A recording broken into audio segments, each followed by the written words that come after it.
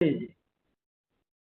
तो हम लोगों का आज विषय है श्रीमद् भगवद। ये तीन विषय हैं एक तरह से जिन पर हम खर्च करेंगे, और प्रमुख रूप से उसके रचना के बारे में, रचना उसके स्वरूप के बारे में मैं आपसे चर्चा करूंगा। Please keep your unmute yourself. Keep your microphone mute. Rani Kumari ji and others, please.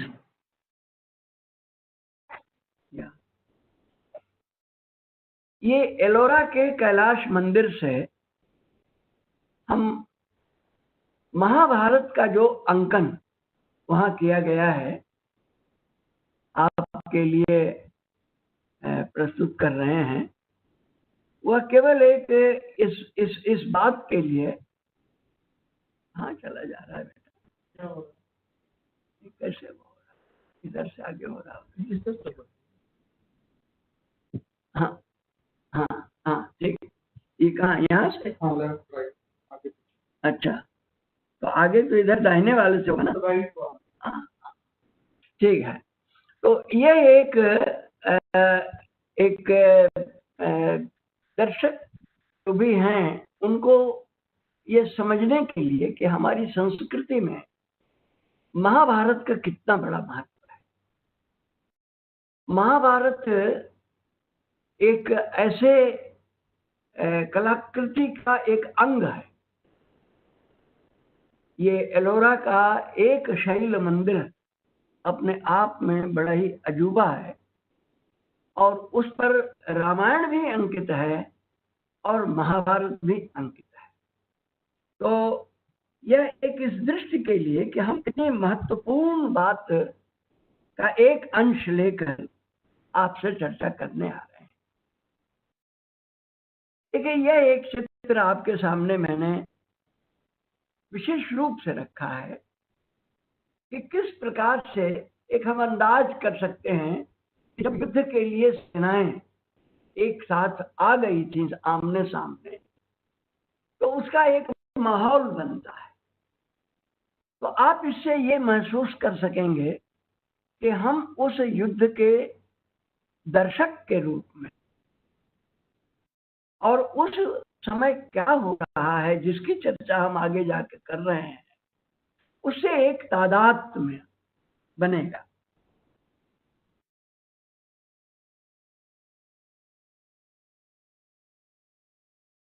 इसको जरा ठीक कर दो, एक मिनट। या अच्छा, हाँ, ये आ रहा था बीच में, तो हाँ ठीक है, ओके, क्षमा करेंगे। तो एक चीज और ए बेटा, एक चीज और क्षमा करिएगा जरा, ये जो है ये लाल वाला हट जाएगा। ये स्क्रीन पे डिस्प्ले हो रहा है गुरुदेव, बढ़िया, फर्स्ट क्लास। हाँ, थोड़ा सा एक जगह कुछ गड़बड़ हो रहा है, जरा सा मैं ठीक करा रहा हूँ। हाँ ठीक है, अपने आप तो कैसे निकलेगा, निकाल दो उसको। हाइड हुआ ना, होना चाहिए। हाँ, तो ठीक है। तो अभी हम लोग युद्ध के बीच में थे, और अब हम उसकी चर्चा कर रहे हैं कि कौरव पक्ष आमने सामने है। ये एक चित्र हमने आपके सामने रखा है कि अर्जुन और सारथी श्री कृष्ण युद्ध में पहुंच रहे हैं। देखिए, गीता जो ग्रंथ प्राप्त है वह एक कथानक है, और हम चर्चा विशेष रूप से करेंगे कृष्णार्जुन संवाद की। कृष्ण और अर्जुन का संवाद गीता के आरंभ के 20 श्लोकों को छोड़ने के बाद आरंभ होता है। जब अर्जुन कहते हैं श्री कृष्ण सेनयोरुभयो रथम स्थापय, आप मेरा रथ दोनों सेनाओं के बीच में लेकर जाइए और वहां थोड़ी देर खड़ा कीजिए, मैं इन लोगों को देखूंगा कि किन लोगों से हमें युद्ध करना है। और ऐसा किया उन्होंने। वो घटना घटी कि अपने ही लोगों को देखकर अर्जुन के मन में विषाद उत्पन्न हुआ। इसी विषाद उत्पन्न होने में कि इनको हम मारेंगे, ये मर जाएंगे और आपस में क्यों युद्ध किया जाए, इस तरह का उनके मन में ऊहापोह चला। उसके लिए शब्द एक बड़ा ही सुंदर प्रयुक्त है, विषीदन इव, यानी एकदम से विगलित होकर के मन में दुख भर गया उनके। और फिर वो कहते हैं कि भ्रमत ही वचन में मना, यह देख करके मेरा मन जो है वो भ्रमित हो गया है। और एक भ्रम उत्पन्न हो गया, मतलब यह कहने कि शब्द ही भ्रम है। तो भ्रम उत्पन्न हो रहा है, मैं इस काम को करूं कि ना करूं। और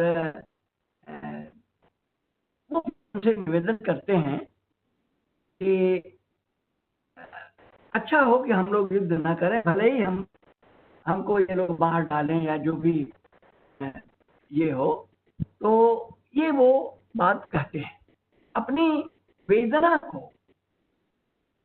वो प्रस्तुत करते हैं। अब इस वेदना में अर्जुन ने सब अपनी बात कहते हुए रथोपस्थ उपाविश, रथ के पिछले भाग में जाकर बैठ गया कि बस अब तो मैं कुछ नहीं।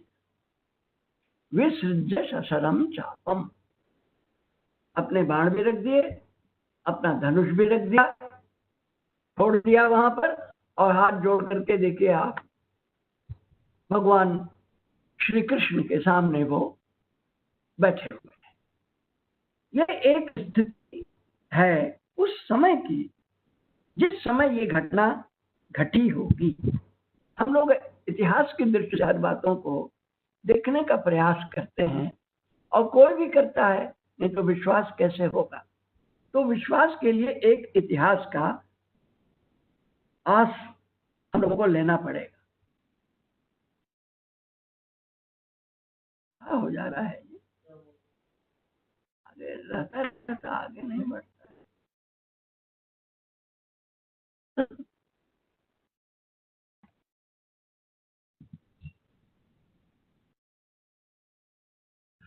अब देखिए, जो उनको विषाद उत्पन्न हुआ,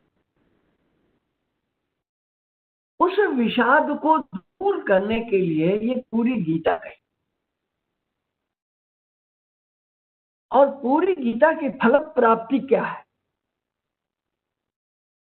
जो पहले उन्होंने कहा मध्य रथम स्थापय मेच्युत, वो काम उन्होंने कर दिया तो उनको मोह उत्पन्न हो गया, विषाद उत्पन्न हो गया। बहुत सारी बातें उन्होंने सुनी और रखी, लेकिन जब कृष्ण ने सारी बातें उन्हें समझाई, बार बार कहा कि नहीं, तुम्हारा धर्म है युद्ध करना और युद्ध करो, बार बार उन्होंने कहा नहीं नहीं मैं तो नहीं करूंगा।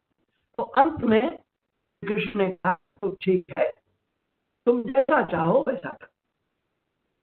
उसके बाद अर्जुन का ये कथन है, नष्टो मोह स्मृतिर्लब्धा, स्थितोस्मि गत संदेह। ये देखिए, ये 3-4 बातें जो हैं वो बड़ी महत्वपूर्ण।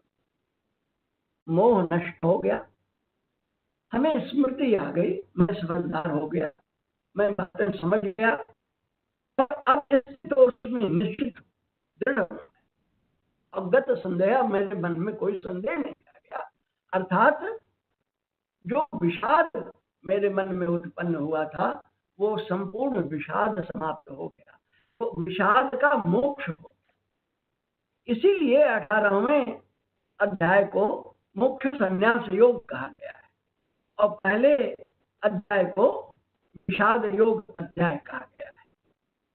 तो जब ये हो गया तब वो उसी श्लोक में उनसे वर्णित किया गया है कि उन्होंने कहा करिष्ये वचनं तव, कि उन्होंने कहा कि अच्छा जो मन हो वो करो, न मनो मत, जैसा चाहो।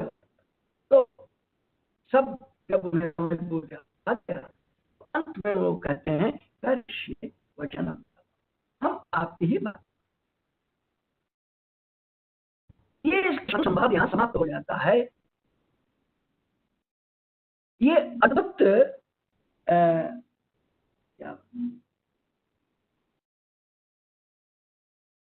हेलो सर, जी हेलो,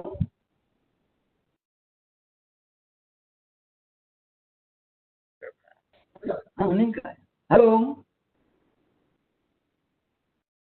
हेलो, प्लीज कंटिन्यू, आवाज आ रही है आपकी सर। अच्छा ठीक है, ये फोन पर हम जी हाँ, ललित जी का ही फोन आ गया जी।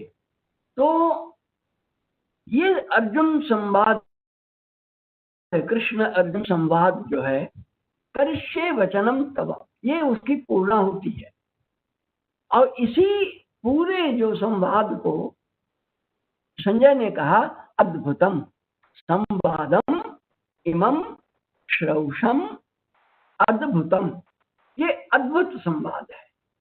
ये पूरे श्रीमद् भागवत की गरिमा का बोध करवाता है। ये बड़ा महत्वपूर्ण और बड़े ही संश्लिष्ट शब्दों में ये बातें कही गई हैं। अब मैं कुछ अपनी बात कहना चाहूँ। हम इस पर नहीं जाएंगे कि उन्होंने क्या कहा क्या नहीं कहा और कैसे कहा, उसका अर्थ क्या होता है।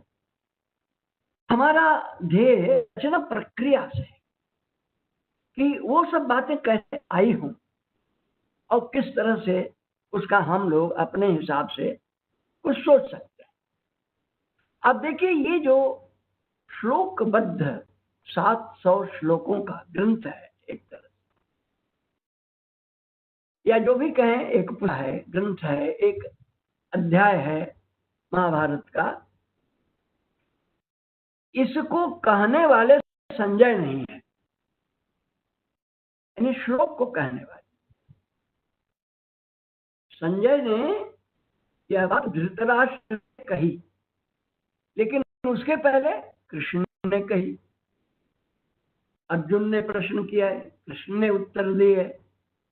तो इन क्रमिक अवस्थाओं को जानने की या ध्यान में रखने की आवश्यकता है, जो हम अभी चर्चा करने जा रहे हैं। तो यहाँ जो भी बात है वो तथ्य सूत्र क्या है, प्रमुख बिंदु क्या है, और जो ये बात कही गई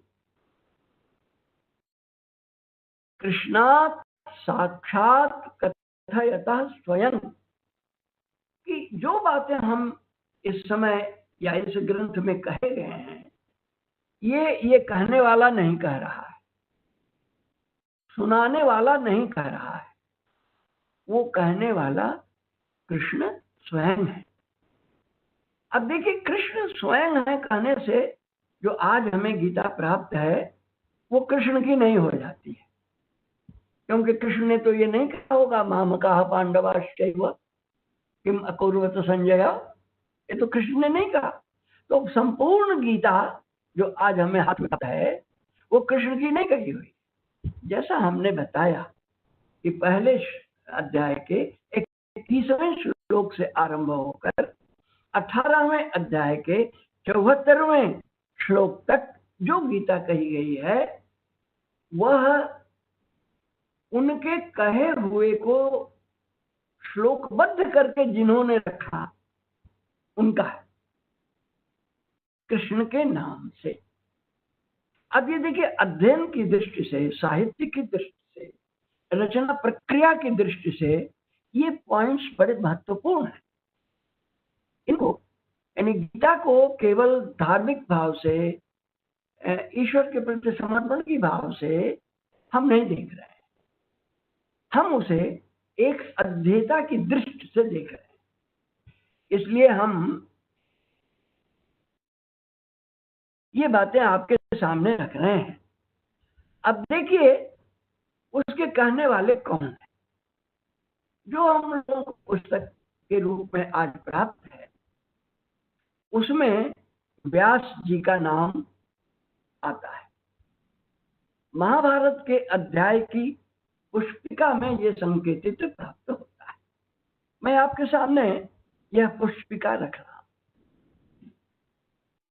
इति श्री महाभारते शतसाहस्र्या संहिताया वैयासिक्या भीष्म पर्वणि। भीष्म पर्व में जो ये हमारा 1,00,000 श्लोकों वाली महाभारत है, उसमें ये इसका अंश है भगवत गीता का। लिखने वाला इसका कौन है? वैयासिक्या, यानी व्यास जी द्वारा रचा गया। अब ये देखिए, हमारा प्रश्न यहीं से शुरू होता है। व्यास ने लिखा या व्यास ने रचा, लेकिन हमें हर एडिशन में यही बात नहीं मिलती है। हम महाभारत के कई एडिशंस देखते हैं और भिन्न भिन्न उसकी परंपराएं हैं, उसकी चर्चा मैं आगे भी करूंगा। लेकिन मैं यहाँ उदाहरण के लिए 2-3 आपके सामने उपस्थित करता हूं। ये वैयासिक्या, ये श्रीपाद दामोदर सातवलेकर जी की संस्करण से मैंने देखा। देखिए, एक दूसरा संस्करण है, उसमें ये लिखा इति श्रीमद् महाभारते अरण्य पर्वणि किरमीर वध पर्वणि तृतीयोध्याय। अब ये केवल वो पर्वों का दे दिया, इसमें उसके रचनाकार का कोई संदर्भ नहीं आता है। इसी तरह से एक दूसरी पुष्पिका जो हर जगह उस एडिशन में मिलती है, इति श्री महाभारते भीष्म पर्वणि जम्बूखंड विनिर्माण पर्वणि निमित्ता रूपायने तृतीयोध्याय। अब ये भिन्न है, उससे भी भिन्न है। इति श्री महाभारते भीष्म पर्वणि भगवद गीता पर्वणि धृतराष्ट्र संजय संवादे चतुर्विंशोध्याय। अब ये भिन्नताएं हैं, तो भिन्नताएं हैं तो अध्ययन का विषय बन जाता है, क्योंकि ये हमारा एक धर्म ग्रंथ है और ये साहित्य की रचनाओं के विविध स्तर होते हैं। तो इन समझने के लिए ये पुष्पिकाएं हमारा सहयोग करती हैं और इन पुष्पिकाओं के माध्यम से हम आगे बढ़ रहे हैं। देखिए, ये पूरी सामग्री महाभारत की है और महाभारत का यह एक अंश है। तो महाभारत में जो भगवद गीता है, इसमें जो पहला वाचन करने वाला व्यक्ति है, कहने वाला व्यक्ति है, वो श्री कृष्ण है। और किसको कह रहे हैं? अर्जुन को कह रहे हैं। अर्जुन को वो बता रहे हैं, जो भी बातें उन्होंने बताई हैं अर्जुन को बताएं। यह जो उन्होंने कहा वह संजय बताएगा धृतराष्ट्र। ये दूसरा क्रम आया। व्यास ने उसी बात को ग्रंथ रूप में लिखा। और एक और अगला आता है, वैशंपायन ने जनमेजय को सुनाया। अब देखिए, हम लोगों के पास जो महाभारत ग्रंथ है या ग्रंथ में जो श्रीमद् भगवद गीता है, ये जनमेजय को सुनाई गई गीता और इसको सुनाने वाले वैशंपायन। कथा की दृष्टिकोण से ये सारे स्टेप्स हमको प्राप्त होते हैं। कहने का ढंग उसमें बनाया गया है। कोई ऐसी घटना बताई गई कि उस समय ऐसा हो रहा था तो फला व्यक्ति पहुंचे और उनसे जब पूछा तो उन्होंने ये बात बताई। ये एक क्रम है। तो अब कृष्ण अर्जुन से, संजय धृतराष्ट्र से, व्यास उसके लिखने वाले, और उसके बाद वैशंपायन जनमेजय को ये बता रहे हैं। ये क्रम है। यानी गीता जिस समय निश्चित हुई श्री कृष्ण के मुख से, उससे लेकर के चौथा स्टेज तक हम लोग पहुंचते हैं। 4 स्टेजेस हैं इसके। इन 4 स्टेजेस में कब क्या हुआ होगा इसको हम भली भांति समझते हैं, नहीं तो प्रश्न करते हैं कि कैसे ये हुआ, व्यास को सामग्री कहां से मिली, ये प्रश्न उठता है। इन बिंदुओं को ध्यान में रखने के बाद एक प्रश्न उठता है मन में कि व्यास को सामग्री किससे मिली। तो मूल स्रोत कौन है? श्री कृष्ण है, अर्जुन है। और ये बात जो कही गई है वो देखिए प्रथम दिन की बात नहीं है। प्रथम दिन तो केवल श्री कृष्ण ने अर्जुन से जो कहा, 10वें दिन संजय धृतराष्ट्र से कहता है। अब संजय को भी 10 दिन लग गए। 10 दिन के बाद वो उस कही हुई बात को पुनर्स्मरण करके या उनको जो दिव्य दृष्टि प्राप्त थी उसको देख करके फिर वो कह रहे हैं। तो ये अलग अलग सोपान हैं। इन सोपानों का ग्रंथ के रूप में, एक काव्य के रूप में, एक कविता के रूप में अध्ययन करने के लिए ये बड़े महत्वपूर्ण स्टेप्स हैं, ये सोपान हैं हमारे। इनको अधीत करना आवश्यक है।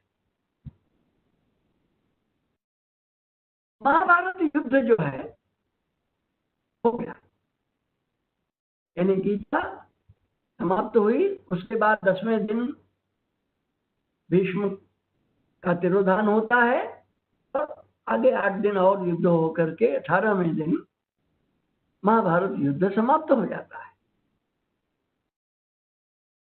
इसके बाद बचते कौन है? हस्तिनापुर में युधिष्ठिर का राज्यारोहण हो गया। धृतराष्ट्र नहीं रहे क्योंकि वो संन्यास लेकर चले गए। संजय इसका रचना करने वाला नहीं है, वो केवल दौत्य कर्म कर रहा है। वो केवल दूसरे को बता रहा है कि ऐसा हुआ। वो कवि नहीं है, वो इसका लेखक नहीं है। और बाकी जो लोग बचे इससे जुड़े हुए, अभी हमने आपको 4 लोगों का वो बताया है नाम। तो उसमें अर्जुन और श्री कृष्ण युद्ध के बाद द्वारका चले गए। अब देखिए, जितने कर्ता हैं इसके या जो उसके कारण हैं वो पूर्व नहीं है। और युद्ध के उपरांत की स्थिति है। अब द्वारका में श्री कृष्ण का कुछ दिनों तक अर्जुन के साथ, कृष्ण के साथ अर्जुन का रहते रहा थे। द्वारका में कृष्ण का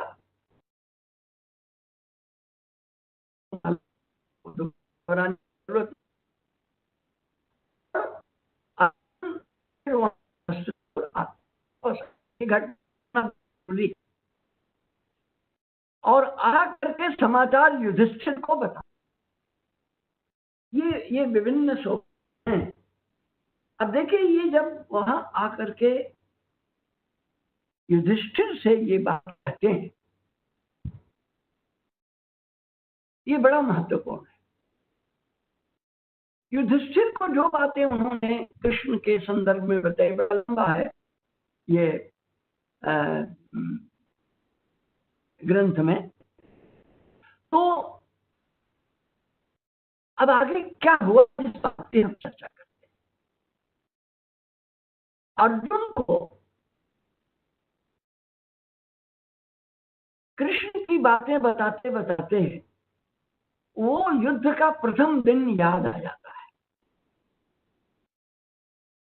और उन्होंने कहा कि हम अपने रोजमर्रे के काम में, जनजीवन में भूल गए थे।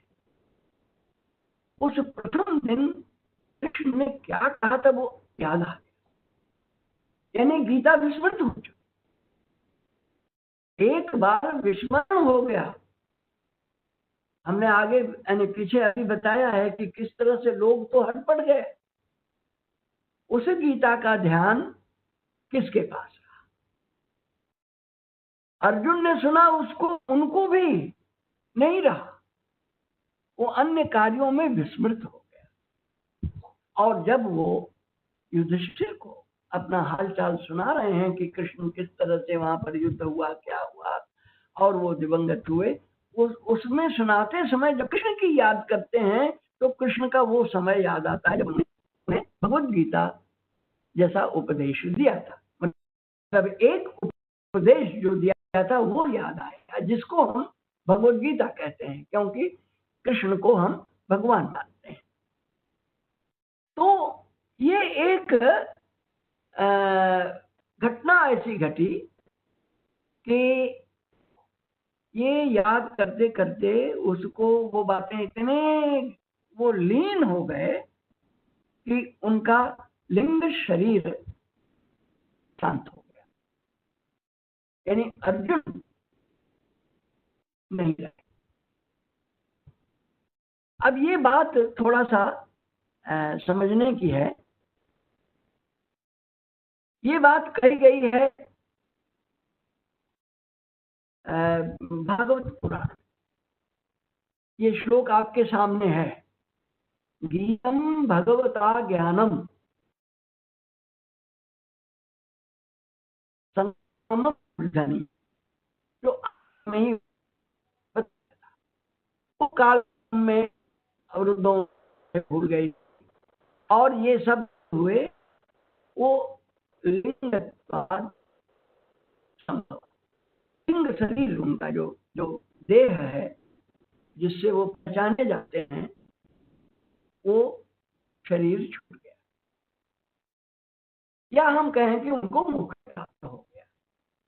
ये बड़ा महत्वपूर्ण है, मुख को प्राप्त करना। लेकिन देखिए, यह घटना भी दो प्रकार की प्राप्त होती है।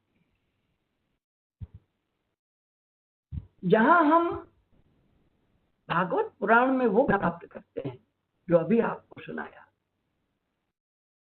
महाभारत में थोड़ा भिन्न है।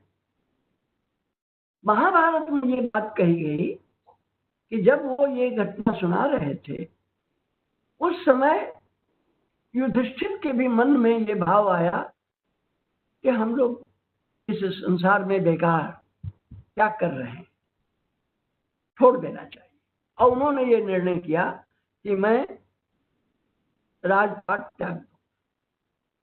और ये जो कथा है, और इसमें फिर वो त्यागते हैं, और फिर ये पांचों पांडव और उसमें द्रौपदी, ये बाहर निकल जाते और एक एक करके एक एक का तिरोधान होता जाता है।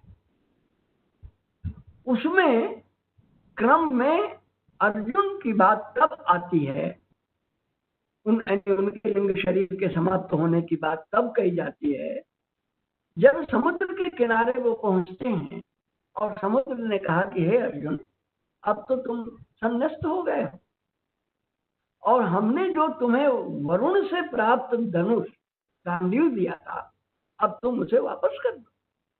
तो अर्जुन वो गांडीव वापस कर देते और उसके बाद की कथा है कि उनका लिंग शरीर समाप्त होता है।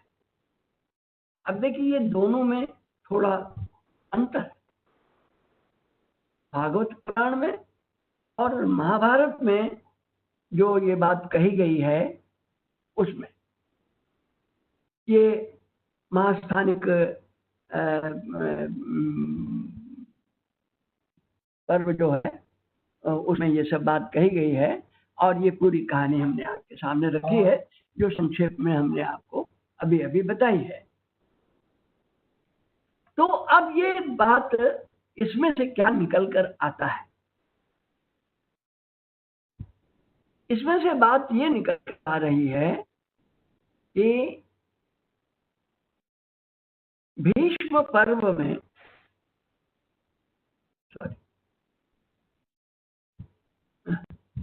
कहां से कहां चला जाता है, दाएं बाएं हो जाता है,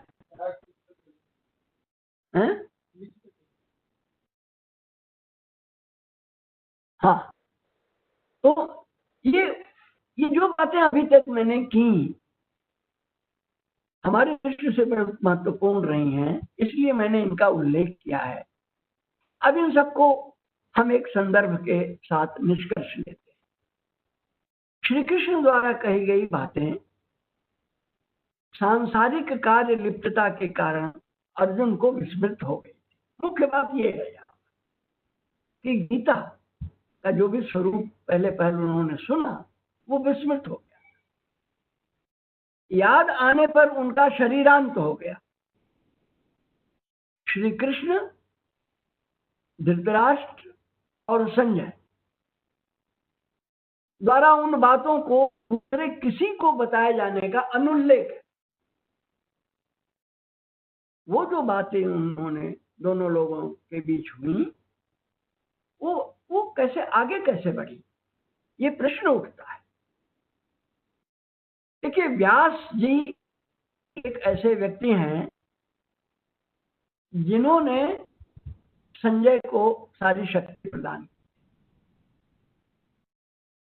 इसलिए अकेले व्यास ही हैं जो उसको पुनः देख सकते, फिर से उसको शायद, और इस कारण गीता के रचयिता के रूप, श्रोता के रूप में नहीं, जो उन्होंने ग्रंथ लिखा, उस ग्रंथ में जो गीता का अंश लिखा वो व्यास द्वारा लिखा गया। ये एक निष्कर्ष निकलता है अपने आप परिस्थितियों के माध्यम से। अब देखिए, वर्तमान महाभारत जो है, इसके आरंभिक रूप को जय कहते हैं। 3 स्वरूप मिलते हैं उल्लिखित: जय, भारत, महाभारत। तो महाभारत जो आज हम लोगों को प्राप्त है, इसका आरंभिक रूप जय है।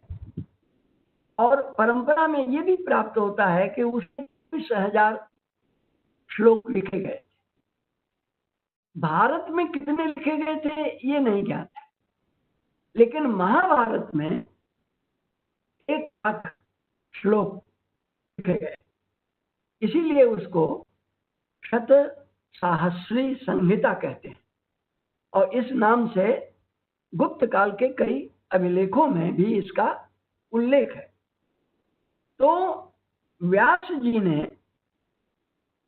यह रचना कब की हो?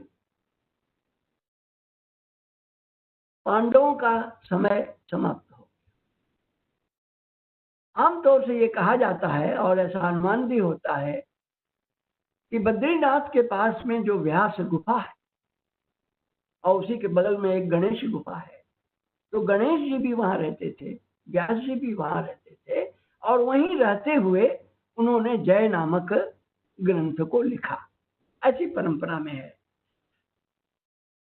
अब ये रचना निश्चित रूप से युधिष्ठिर के साथ अन्य लोगों के राजपाट छोड़कर चले जाने के बाद परीक्षित राजा हुए और उनके समय में किया गया। अब परीक्षित के समय में एक घटना घटती है और उस घटना के उससे मोक्ष पाने, यानी उसके दोष से बचने के लिए वे एक अश्वमेध यज्ञ करते हैं।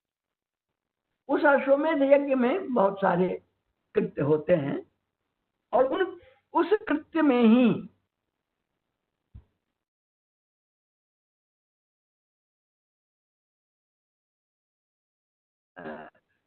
मैं कुछ इसमें थोड़ा ये परीक्षित के मृत्यु के उपरांत, यानी परीक्षित के बाद जन्मेजय का समय आ जाता है। जन्मेजय के समय में, उस समय जिसकी चर्चा मैंने अभी की, जन्मेजय पूछते हैं कि हमारे पूर्व पुरुषों ने किस प्रकार के उन्नति के कार्य किए, किस तरह से उन्होंने अपना वीरत्व दिखाया, उस युद्ध में क्या क्या हुआ, इन सब के बारे में हमको बताइए। हमारे पूर्व पुरुषों के बारे में आप बताइए। और जन्मेजय को बताने वाले कौन हैं? उनका नाम वैशंपायन है। तो वैशंपायन ने जन्मेजय को बताया। अब देखिए, व्यास रचयिता हो गए और उसका उपयोग जो हो रहा है वो जन्मेजय के समय में वैशंपायन द्वारा हो रहा है। वैशंपायन भी ऋषि हैं और गौरव की बात करनी है तो एक संभावना यहाँ पर यह भी होती है कि जय जो व्यास जी ने लिखा वो भारत के रूप में उपब्रह्मण हो चुका था और ये समय जन्मेजय का समय माना जाना चाहिए। हम ये नहीं कह सकते निश्चित रूप से कि जय जो लिखा गया, जय के बाद ये भारत हो गया था, क्योंकि मुझे नहीं प्रमाण प्राप्त हुआ है और जो लोग इसमें निष्णात अध्ययन करने वाले हैं वो शायद इसको अच्छी तरह से समझ सकें कि कब भारत हुआ, क्योंकि इन सबका हमारे भगवत गीता पर असर पड़ेगा। इसलिए मैं इस बात को थोड़ा अधिक समय दे रहा हूं और बार बार कह भी रहा हूं। तो परीक्षित के पत्र जन्मेजय ने अपने पूर्व पुरुषों की गौरव गाथा भीष्म पर में सुनी है। अब हम कभी ग्रंथ पर चले जा रहे हैं और कभी व्यक्ति पर आ रहे हैं। इसको समझते हुए आप हमारी बात सुने। जैसे भारत होने का, जैसा मैंने अभी कहा, ये एक अवसर हमको जान पड़ता है। अब मैंने चर्चा की भागवत पुराण की, उसमें जब गीता के पुनर्स्मरण की बात कही गई है उसमें भारत शब्द का प्रयोग हुआ है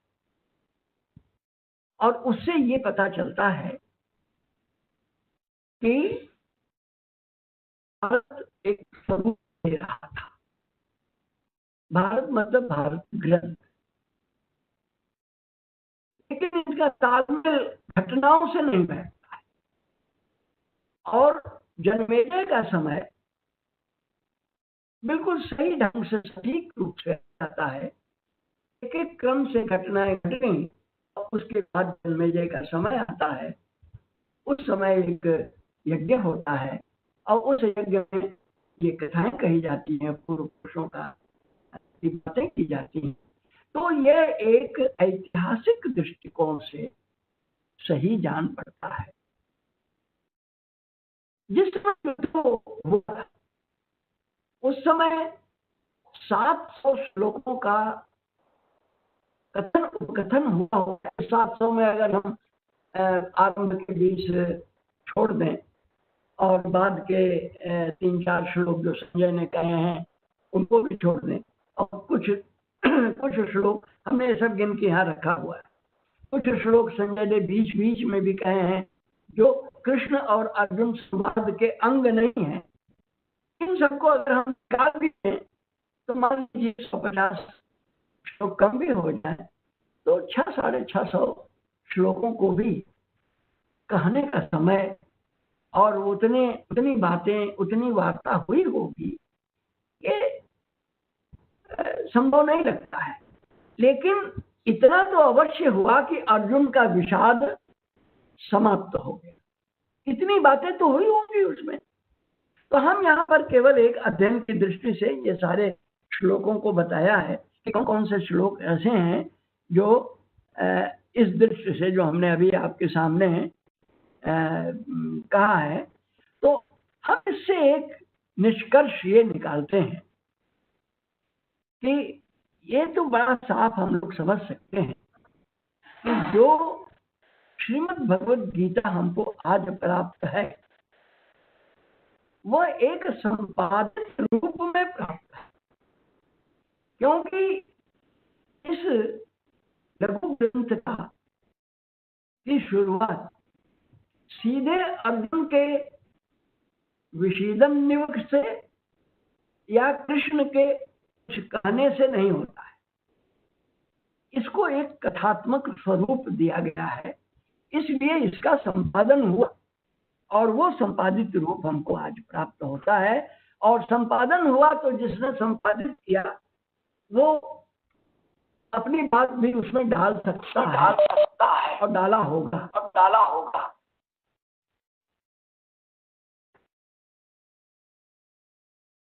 जी तो अब ये क्यों कहते हैं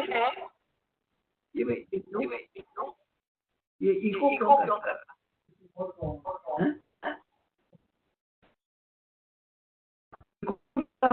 तो दोबारा गुरुदेव प्रॉब्लम इसलिए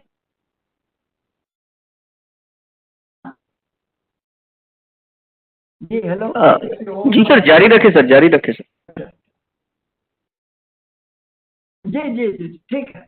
हम ये बात इसलिए कह रहे हैं कि ये संपादित ग्रंथ है और संपादित होने का कारण परवर्ती कारण है जिनको मैं आपके साथ रखा। देखिए हम लोगों को केवल वही गीता प्राप्त नहीं है जिसकी हम लोग रोज पाठ जिसका करते हैं या जो हमारे अधिक से अधिक प्रयोग में है। कुल गीताएं हमको 5 प्रकार की प्राप्त होती हैं। अब ये एक नई बात है, ये हम भी पहले नहीं जानते थे। अध्ययन आप लोगों के आग्रह पर करना शुरू किया था, हमें ये चीजें प्राप्त हुई हैं। इसमें ये बात ज्ञात हुई कि हमारे पास कृष्णार्जुन संवाद के जिसको हम गीता कहते हैं वो 5 प्रकार की है। गीता तो केवल यह है कि गाया गया या कहा गया। गीतम का अर्थ होता है कहना, गाना, बताना, ये सारा अर्थ होता है। तो वो जब एक ग्रंथ के रूप में ग्रंथ का नाम हो गया तो हम लोग गीता माने जो गीता ग्रंथ है। तो ये जो गीता है या जिसको हम कृष्णार्जुन संवाद सीधे कहें तो ज्यादा अच्छा है, वो 5 प्रकार की प्राप्त है। देखिए आपके सामने मैंने रखा हुआ है एक गीता 70 श्लोकों वाली गीता है। ये 70 श्लोकों वाली गीता हमें आज सुमात्रा द्वीप के एक मंदिर में प्राप्त होती। उस मंदिर की दीवार पर जो गीता लिखी गई है, जो कृष्णार्जुन संवाद लिखा गया है, उसमें कुल 70 श्लोक है।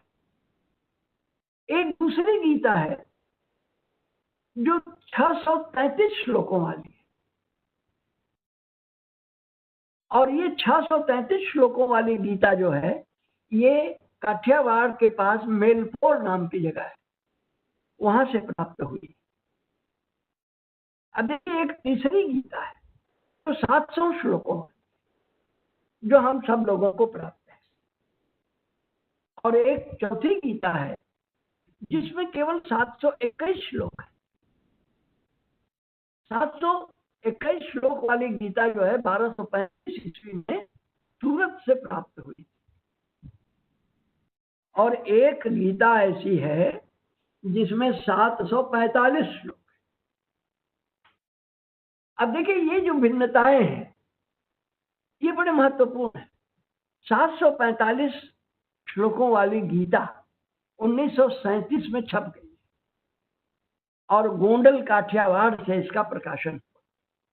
वहां जीवराम वैद्य कालिदास बड़े ही विद्वान थे और बहुत बड़े वैद्यक, और वो राजकोट के राजा के वैद्यक थे, और उन्होंने गीता पर अपना पूरा समर्पण किया और बहुत सारे ग्रंथ, बहुत सारी पांडुलिपियां उन्होंने इकट्ठी की, उसके बारे में भी उन्होंने लिखा है, मैंने उसको पढ़ा है। तो ये 5 प्रकार की गीताएं हैं, और इसमें से जो सूरत वाली गीता है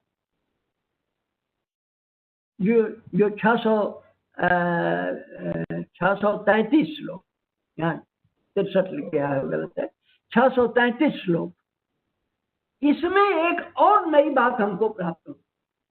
हम सब लोग जानते हैं 18 अध्यायों वाली गीता, ये जितने सारे ग्रंथ, सारे प्रकार हमने बताए हैं, उसमें हम 70 वाली श्लोकों वाली गीता का नहीं जानते कि उसका अध्याय कितना है, लेकिन बाकी 3 जो हैं इनमें 18 अध्याय जो हमें आज प्राप्त है वही इनमें भी प्राप्त है, या यही आरंभ में भी रहा होगा।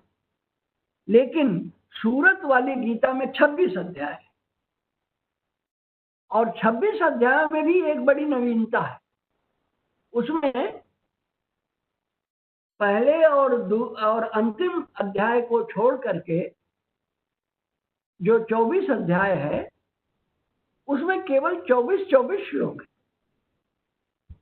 और उसका उन्होंने उसमें एक वो बताया है कि ये गायत्री मंत्र के 24 अक्षरों को, बीजाक्षरों को लेकर के उसके अनुसार इस गीता को व्यवस्थित किया गया है।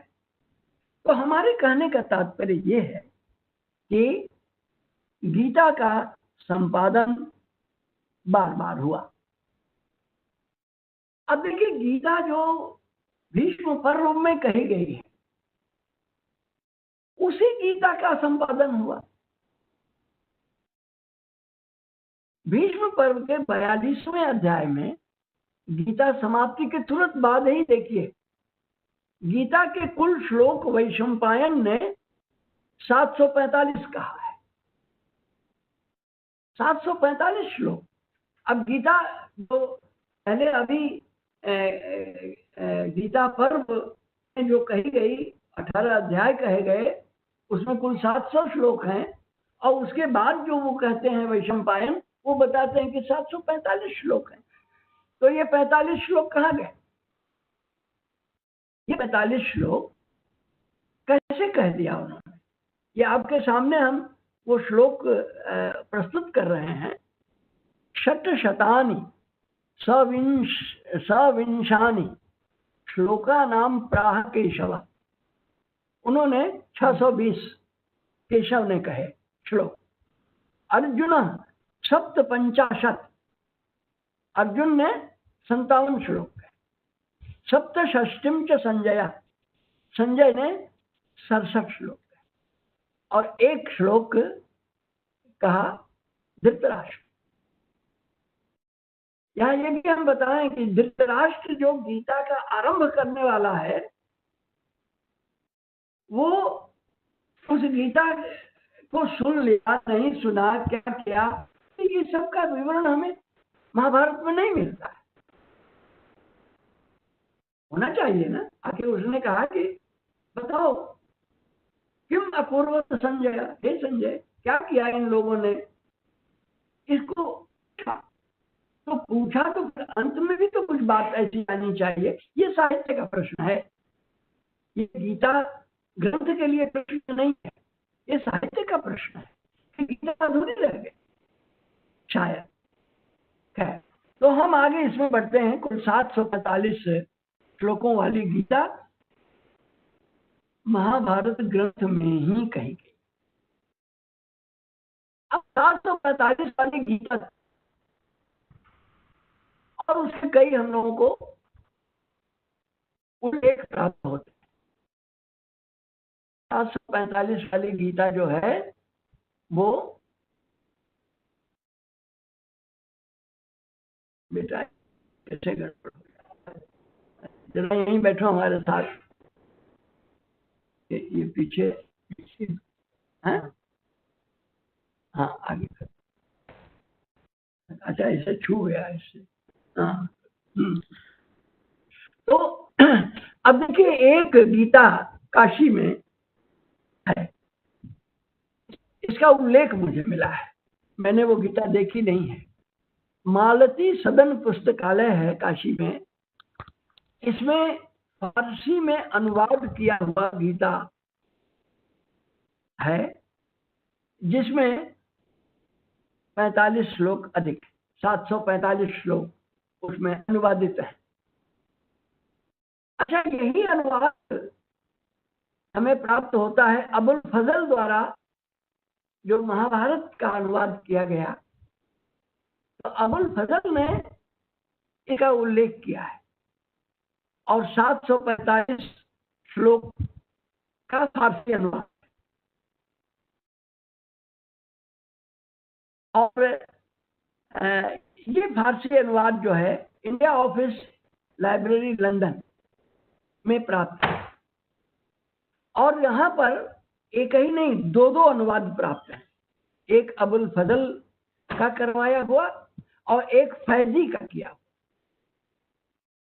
तो इस तरह से 700 श्लोकों वाली गीता का महाभारत ग्रंथ में ही होना, महाभारत ग्रंथ में ही 745 श्लोकों की गीता का उल्लेख होना और 745 श्लोकों वाली गीता फारसी में अनुवादित होना, और उसके एक नहीं 3 अनुवाद हमको प्राप्त हैं। और उसका एक और ग्रंथ भी, यानी उसकी जो दूसरी पांडुलिपि है वो भी प्राप्त हो गई, जो 1937 में प्रकाशित की। तो गीता का ये रचना का जो स्वरूप है, किस तरह से आरंभ हुआ, किस तरह से कहाँ ये पहुंचता है, ये सारी चीजें बहुत ध्यान देने की। अब एक और महत्वपूर्ण बात मैं आपको बताऊं, काशी में महाराजा बनारस का पुस्तकालय बड़ा प्रसिद्ध पुस्तकालय है। इसी में तुलसीदास के हाथ का लिखा हुआ भी कागज है। तो उनके पुस्तकालय में भी एक गीता है जो 745 श्लोकों वाली है, और वो उसको शाह अली दस्तगीर ने ट्रांसलेशन किया है फारसी। अब ये देखिए, अब प्रश्न थोड़ा सा मैं उठा रहा हूं कि जो गीता, जो भी अब गीता हमें प्राप्त है, जिस गीता की हम लोग हर समय चर्चा करते हैं, इसके कथन में बहुत अटपटा सा है। क्या अटपटा है? देखिए, 13वें अध्याय भीष्म की मृत्यु श्रवण है। 13वां अध्याय भीष्म पर्व का। वो आते हैं संजय और कहते हैं कि भीष्म दिवंगत हो गए।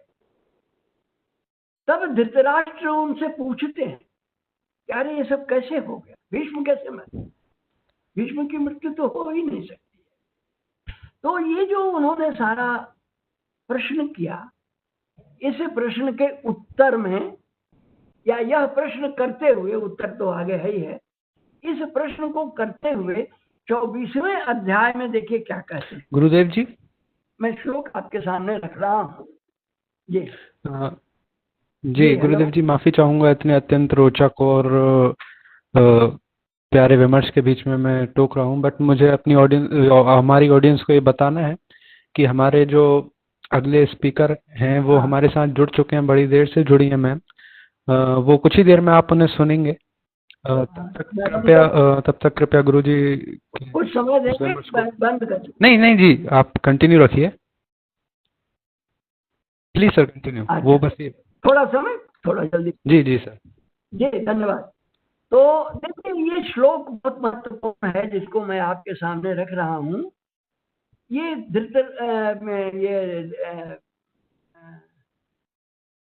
धृतराष्ट्र ही पूछ रहा है, माम काह पांडवे याः वा तन मा चच्छ संजया के पूर्वम प्रारहंस तत्र युद्धे हृदय कंपने। जो हृदय को कपाने वाला युद्ध है उसमें सबसे पहला प्रहार किसने किया? ये देखिए 24वें अध्याय में जब भीष्म के बारे में संजय बता रहे हैं, उसी समय ये पूछ रहा है।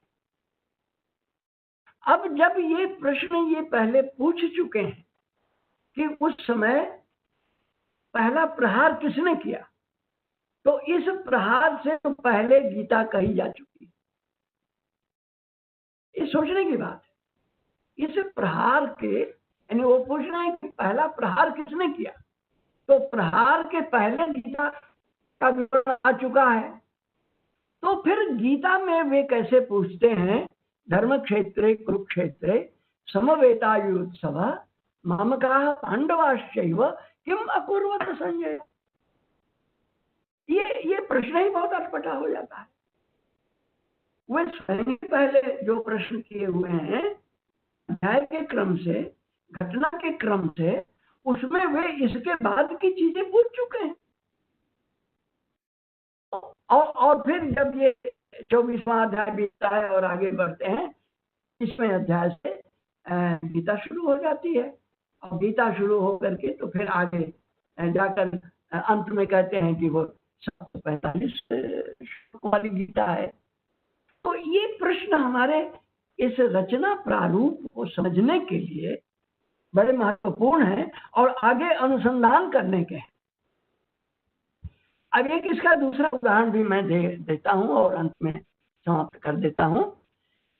देखिए, इसी क्रम में एक श्लोक आता है, ये 23वें अध्याय में है, वही भीष्म पर्व के। यत्र धर्मो द्वितीय कांतिर यत्र ह्री श्रीस तथा मति यतो धर्म तथा कृष्णो यतो कृष्णस ततो जय। अब ये जो 28वां श्लोक है 23वें अध्याय का, ये हूबहू वो श्लोक है जो गीता के अंत में कहा गया है। संजय ने कहा, यत्र योगेश्वर कृष्णो यत्र पार्थो धनुर्धर तत्र श्रीर्विजयो भूतिर ध्रुवा नीतिर मतिर्मम। तो आप ये देखिए, ये जो है ये भी प्रश्न उठता है मन में, कौंधता है कि जो गीता अभी कही नहीं गई, जिस गीता को अभी सुनना बाकी है, उस गीता के पहले ही वो श्लोक आ रहा है और गीता के अंत में भी श्लोक फिर आता है। तो ये सारा हमारी रचना प्रक्रिया का अंग है। और गीता के वो पहले मैंने वो बताया था कि कई तरह से पुष्पिकाएं हैं। देखिए, इस पुष्पिका में गीता के अध्यायों का भी अंतर पड़ता है। सैन्य दर्शनों नाम प्रथमोध्याय कृष्णार्जुन संवादे, और ये जो दूसरी एक गीता का उदाहरण मैंने आपके सामने रखा, श्री कृष्ण अर्जुन संवादे अर्जुन विषाद योगो नाम प्रथमोध्याय। तो ये सारा कुछ नए ढंग से हमको सुनने समझने के लिए वो बाध्य करता है। देखिए, पद्म पुराण में इस गीता का महात्म्य दिया गया है, वो सारी चीजें हैं, मैं उसको नहीं कहूँगा। और गीता पर पहली टीका जो है वो शंकराचार्य की है। शंकराचार्य की तिथि हम लोग जानते हैं, चाहे जो भी तिथि रखें, कुछ लोग तो बहुत प्राचीन मानते हैं, लेकिन ऐतिहासिक लोग 7वीं 8वीं शताब्दी के मध्य में मानते हैं। तो और उसके बाद 11 बड़ी प्रसिद्ध टीकाएं हैं इसकी, जो बाल गंगाधर तिलक जी ने उसको किया था। मैं अंत में एक बात कह करके समाप्त करता हूँ, क्योंकि इस पर हम विशेष विवरण लेंगे तो वो अभी आधे घंटे का कम से कम होगा। महाभारत में केवल यही एक गीता नहीं है, कुल 94 गीताएं हैं।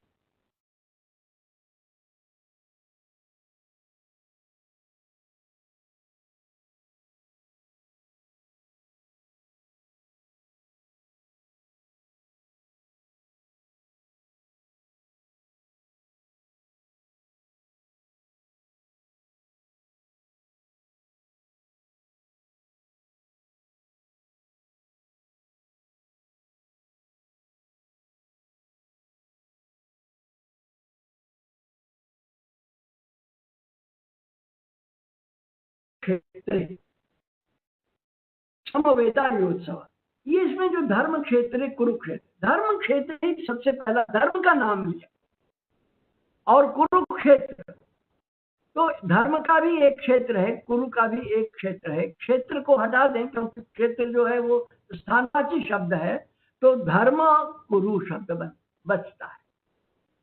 मेरा ये कहना है कि हम इस कुरु धर्म को क्यों नहीं खोजते, आज तक इसकी चर्चा कभी नहीं की गई। धर्म क्षेत्र है, कुरुक्षेत्र, क्षेत्र हटा दीजिए तो धर्म बचता है, कुरु बचता है, अर्थात कुरुओं का धर्म, वह धर्म जिसको कौरव लोग मानते थे, कुरु जात, कुरु खानदान के लोग मानते थे। तो इसकी एक चर्चा हमको बौद्ध साहित्य में मिली है। उस वो एक जातक है जिसका नाम है कुरु धम्म जातक, और इसमें वो धर्म बताया गया है, और ये भी कहा गया है कि वह स्वर्णाक्षरों में लिख करके वो धर्म रखा रहता था, यानी एक प्रमाण के रूप में कि हम यही चीजें करते हैं।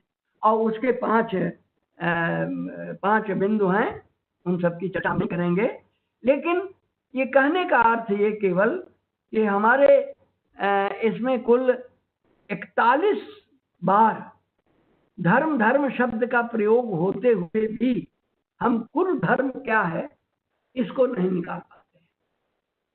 लेकिन कुरु धर्म हमें जातक में स्पष्ट रूप से बताया गया है। इसी देश की चर्चा है, इसी देश की चर्चा है, हस्तिनापुर देश की चर्चा है, और उसमें कुरुओं का धर्म बताया गया है। तो मैं अब उसकी विशेष चर्चा यहाँ नहीं कर रहा हूँ। आप सबको धन्यवाद करता हूँ कि आपने मनोयोग पूर्वक इस व्याख्यान को सुनने का कष्ट किया। आप सबको बहुत बहुत साधुवाद।